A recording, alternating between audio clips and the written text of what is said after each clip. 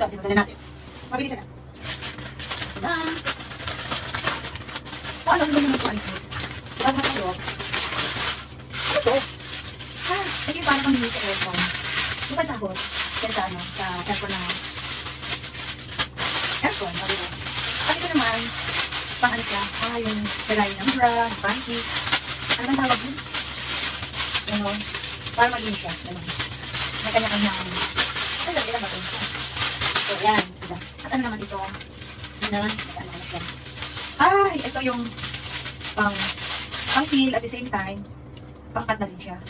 Naisip ko nga paano yung pang-cut eh. Ano ba ito gamitin? Gano lang. Yung mga tala, tala siya matapos. Ayan. Okay, yan. Ipicture pa natin.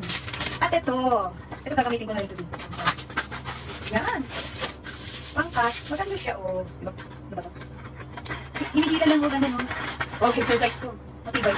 Ano ang matibay? Kasi ito. No, buti nga. Alam mo yung laruan na ganito nila. Diba? Hand cutter. Wow, love it. Makapal siya. Love it. Siya. Halos pa ano itong nagamit lang. Natuwa lang ako, pero ano ko sa Pinas yan. Ito, vinyl coaster naman ito. Ito maganda siya. Ang coffee lover dyan. Siyempre, ako naman, yun din ako sa hot drinks. Minsan nagkakape naman ako. Hindi naman hate ng coffee. Hindi na ako laging uminom ng coffee. Ganyan. So, ito coaster, vinyl coaster. Yan siya. Ay, ito. Saan yung masira? Yan, yun. Ito siya, oh, parang plaka. Yan. Diba? Ang nice. Plaka siya, plaka. 1, 2, 3, 4, 5, 6. Makapal. Coaster siya. Sa juice, sa coffee. Nice. Pag pinas ko to. Mahilig din ako sa mga. Yung wala ko sa bahay. Ano naman dito kaya? Ano ito? Lalong sa lalong. Kasi ito naman, ang pinas ko ito. Ang good nito. Diba yung tong sa atin? Yung ano tawag sa atin? Yung kipit sa pang-apoy. Ito naman, kipit. Kipit sa pag mainit, yung mga walang hawakan. Ito siya, ang ipit. Galing nga. Mukha namang matibay. Bukan na natin. Ganon, yun, ganon. Okay na rin. Ngayon naman, hindi naman parang, okay naman yung mga natibig mo. Ito naman, ito.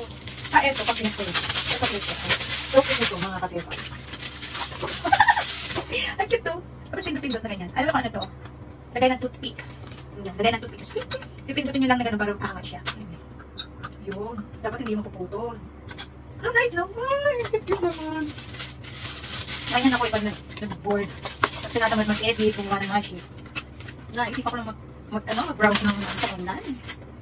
Ano naman ito? Talaga ibang order kasi. Pag nakita ko na lang sa ako natatandaan. Naalala pa na. Ay. Saan natin? Hindi. Ay, okay. Ito yung ano, oh, diba? Home sweet home. Home sweet home. Oh, ano palagay ng ano, susi. Susi. Wala nang pagaling ako di susi ng pintuan.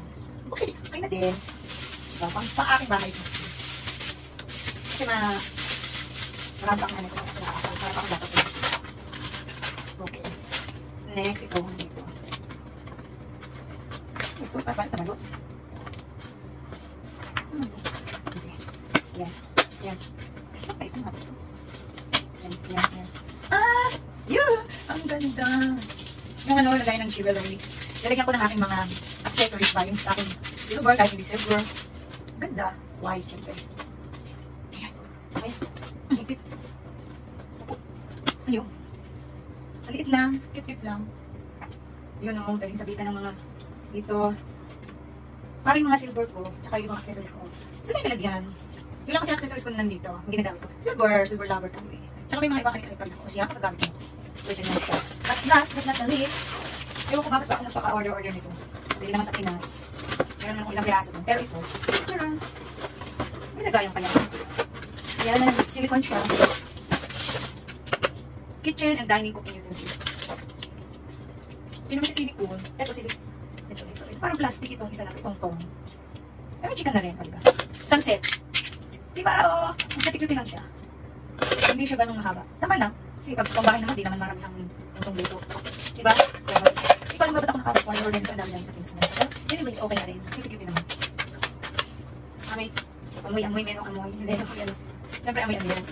O, diba? Okay na din siya. So, ito lang mga kabeba. Salamat. Hanggang sa uli. Ang kalat. Ay, may naiwan pa yun. Ang makeup. Bye-bye. Okay.